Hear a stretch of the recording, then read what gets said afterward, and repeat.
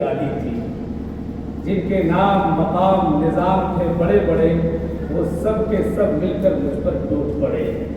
حالات کچھ ایسے ہی ہیں۔ بہرحال آگے میں آپ کے بیچ مدعو کرتا ہوں جناب مولانا احسن اللہ صاحب قاسمی، امام و خطیب مسجد انصار نگر مصرون۔ معزز علماء کرام، الحمدللہ بڑی فخر کے ساتھ یہ بات کہی جا سکتی ہے کہ آج کا جو ایک سما ہے، آج کا جو ایک ماحول ہے کہ بلا تفریق مسلک ہم لوگ ایک منچ پر متحد ہیں۔ دعا کریں اور دل سے دعا کریں کہ اللہ پاک ہم تمام کی اس اجتماعیت کو برقرار رکھے اور اسے اپنی بارگاہ میں قبول فرمائے۔ آمین۔ مولانا حسن اللہ صاحب قاسمی۔ اعوذ باللہ من الشیطان الرجیم، بسم اللہ الرحمن الرحیم، واعتصموا بحبل اللہ جميعا، صدق اللہ العظیم۔ مکرمی سامعین و حاضرین، معزز و معطر علماء و حفاظ کرام، السلام علیکم ورحمۃ اللہ وبرکاتہ۔ میں سب سے پہلے امت کے ان جیالوں کو جنہوں نے اس پرفتن دور میں بلکہ پرآشوب دور میں حالات کی نزاکت کو سمجھتے ہیں اتحاد کے مشن کو آگے بڑھانے کے لیے ذمہ داری کو اپنے کاندھوں پہ لیا اور ایسی خوبصورت پروگرام کا انعقاد کیا۔ اور میں تو کہتا ہوں یہ ایسا خوبصورت پروگرام چپے چپے میں آرگنائز کرنے کی ضرورت ہے اور منعقد کرنے کی ضرورت ہے اور لوگوں کو بیدار کرنے کی ضرورت ہے۔ میرے بھائی، آج سے 7-8 صدی پیچھے اگر ہم چلے جائیں تو ہماری ماضی اتنی روشن اور تابان ملتی ہے کہ جو آج ہمیں آنکھیں دکھا رہے ہیں کب تک ان کو بات کرنے کے شعور تک نہیں تھا، جن کو کچھ بولنا نہیں آتا تھا، مسلمانوں کے آگے کاسے گدائی لیے کھڑے نظر آتے تھے، لیکن افسوس آج وہ ہمیں نکالنے کی، مارنے کاٹنے کی باتیں کرنے لگے۔ ظلم کے نہیں انصاف کے طرفدار ہیں ہم، ظلم کے نہیں انصاف کے طرفدار ہیں ہم، کرایہ دار نہیں اس ملک کے حصے دار۔ اس بات کو سمجھنا پڑے۔ میں بہت سارے نظریے سے کہ آخر کل تک ہماری ایسی پوزیشن تھی اور آج ہم کہاں لوگوں کے ٹھوکروں میں آ گئے اور آج ہر کوئی ہمیں ٹھوکر مارنے لگا۔ آخر اس کے پیچھے ریزن کیا ہے، کیا ہے کارن؟ تو مجھے نظر آیا کہ سب سے پہلے علم سے ہم لوگ دور ہو گئے، کتابوں سے واسطہ ہمارا ختم ہو گیا، مطالعہ کرنے کے شوق اور جذبہ دل سے ہٹ گیا۔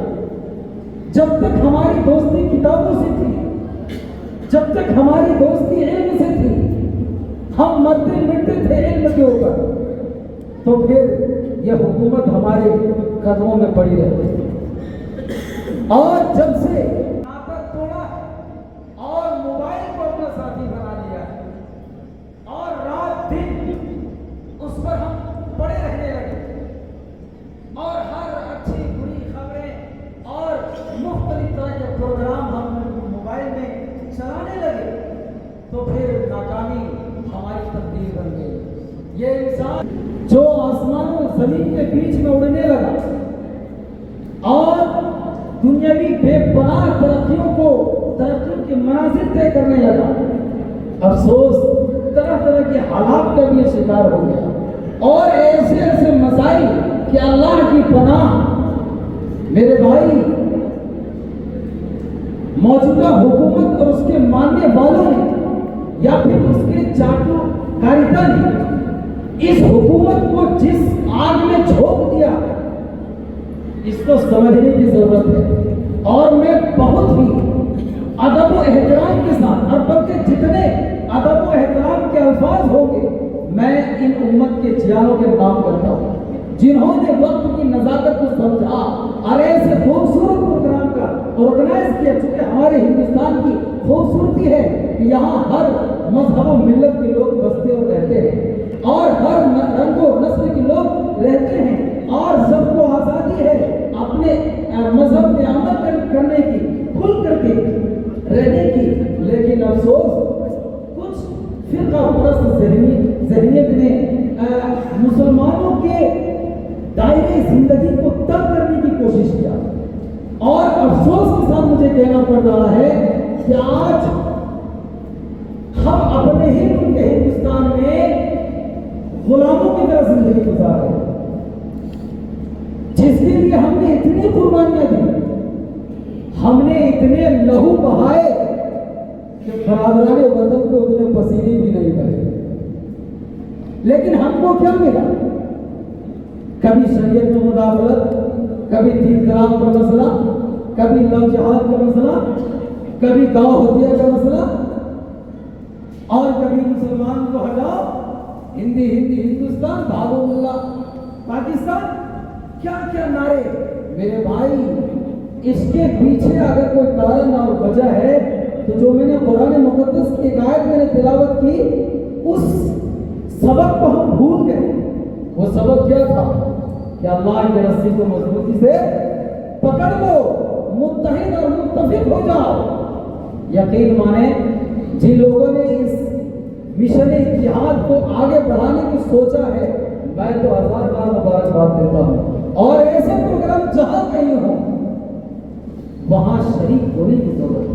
اور یہ نہ کوئی دیکھے کہ مسئلہ فلانے مکتب فکر کا ہے، مسئلہ فلانے کا ہے، ہم کو جانے کی کیا ضرورت ہے، ہم کو فکر کرنے کی کیا ضرورت ہے، ہم کو اپنے جان و مال لگانے کی کیا ضرورت ہے. یاد رکھے پھر اس پروگرام کو کوئی معاوضہ نہیں، پھر اس کو کوئی خلاصہ نہیں. جب بھی ضرورت دی جائے، جب بھی آواز دیا جائے، جب بھی ضرورت پیش آئے ہم سب کو متحد ہو کر کے، متفق ہو کر کے، لبیک کہہ کر کے، اپنے قدم سے قدم ملا کر کے آواز کو مضبوط بنا کر کے ہمیں لبیک کہنا پڑے گا اور وہاں حاضر آنا پڑے گا.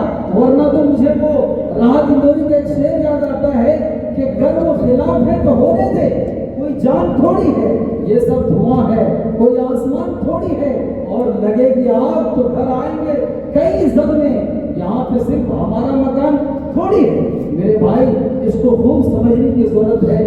میں انہی چند باتوں پر اپنی بات ختم کروں گا. خداوند ماشاء اللہ.